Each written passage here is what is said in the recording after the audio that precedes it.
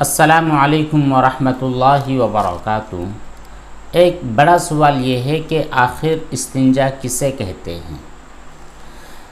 دیکھیے، جس وقت انسان قضائے حاجت کے لیے چاہتا ہے، پیشاب اور پاخانے سے فارغ ہونے کے لیے واش روم چلا جاتا ہے، وہاں پر پیشاب سے فارغ ہوتا ہے یا پھر پاخانے سے فارغ ہوتا ہے، تو اس پروسیس کے بعد وہ اعضاء جن سے نجاست باہر نکلتی ہے،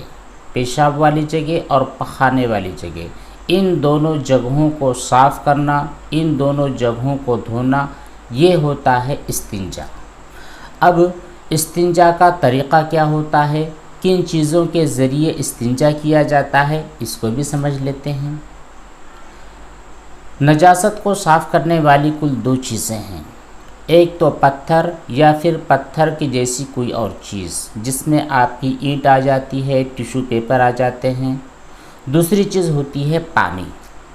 اگر کوئی آدمی استنجا کرنا چاہے، یعنی پیشاب سے فارغ ہونے کے بعد پیشاب والی جگہ کو صاف کرنا چاہے، اسی طرح پخانے سے فارغ ہونے کے بعد اس جگہ کو صاف کرنا چاہے، تو اس کے لیے دونوں آپشن ہیں۔ اگر کوئی آدمی ٹیشو کا استعمال کرے اور پھر اس کے بعد پانی کا استعمال کرے تو یہ افضل ترین استنجا ہوتا ہے۔ اگر کوئی آدمی پیشاب سے فارغ ہو جائے تو اس کے لیے بہتر یہ ہے کہ پہلے ٹیشو کا استعمال کرے یا پھر پتھر کا استعمال کرے یا اینٹ کا استعمال کرے اور ساتھ ہی ساتھ پانی کا بھی استعمال کرے۔ اگر دونوں میں سے صرف ایک چیز ہے، کوئی آدمی ایسا ہے جو سفر میں ہے یا پھر کسی ایسی جگہ پر پہنچ چکا ہے جہاں پر پانی کا کوئی انتظام نہیں ہے، تو ظاہر سی بات ہے اس کے پاس صرف ٹیشو پیپر ہوگا یا صرف پتھر یا ڈھیلا ہوگا، تو اس پتھر یا ڈھیلے سے اس نجاست والی جگہ کو صاف کر دیتا ہے تو اس کا استنجا کامل ہو جاتا ہے۔ اب کسی طرح کی کوئی کمی اس میں ہوتی نہیں ہے۔ اسی طرح اگر کوئی آدمی پخانے سے فارغ ہو چکا ہے، اس کے پاس پانی کا کوئی انتظام نہیں ہے، تو اب وہ ٹیشو سے یا پھر اینٹ وغیرہ سے اس نجاست والی جگہ کو صاف کر سکتا ہے۔ اب عادت کی طرف آتے ہیں۔ پیشاب سے فارغ ہونے کے بعد اس جگہ کو صاف کرنے کے لیے کتنے ڈھیلے ضروری ہے اور پخانے سے فارغ ہونے کے بعد کتنے ڈھیلوں کا اور ٹیشو کا استعمال کرنا ضروری ہے۔ اگر کوئی بندہ پیشاب سے فارغ ہوا ہے تو ایک ٹیشو استعمال کر لیتا ہے تب بھی کافی ہے، اسی طرح ایک ڈھیلا ہے اس کا استعمال کر لیتا ہے تب بھی کافی ہے، لیکن پخانے سے فارغ ہونے کے بعد وہ جگہ جو نجاست والی ہے اس کو صرف ایک ٹیشو سے یا ایک ڈھیلے کا استعمال کر لینا ہی کافی نہیں ہے، بلکہ 3 ٹیشو سے صفائی کرنی ضروری ہوگی۔ اسی طرح جو پتھر ہے یا اینٹ ہے وہ بھی 3 ہی استعمال کرے،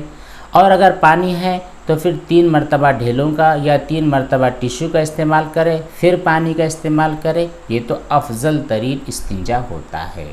تو بہت سارے لوگوں کے ذہنوں میں یہ سوال پیدا ہو رہا تھا کہ آخر یہ استنجا ہوتا کیا ہے، تو اس پوری تفصیل سے امید ہے کہ آپ کو اچھی طرح سمجھ میں آ گیا ہوگا کہ استنجا کیا ہے۔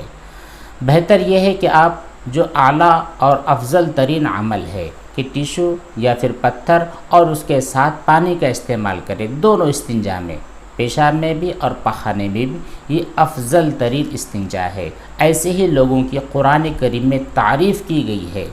ایک قوم کے بارے میں قرآن کریم کی وہ آیت نازل ہوئی، یحبون ان یتطہروا، کہ یہ لوگ خوب اچھی طرح طہارت حاصل کرنے اور خوب اچھی طرح پاکی کو حاصل کرنے کی کوشش کرتے ہیں، تو ایسے لوگ اللہ تبارک و تعالیٰ کی نظر میں بھی بہت زیادہ محبوب ہوتے ہیں۔ تو آپ کے پاس یہ دونوں آپشن ہے، اگر پانی اور ٹیشو دونوں فراہم ہے تو پھر دونوں کا استعمال کریں، اور اگر دونوں میں سے کسی ایک کے ساتھ آپ نے استنجا کیا، چاہے پانی سے چاہے ٹیشو سے یا پتھر سے، تب بھی آپ کا استنجا کامل ہو جاتا ہے۔ اب اس میں کسی قسم کا کوئی شک یا ڈاؤٹ آپ کو نہیں رہنا چاہیے۔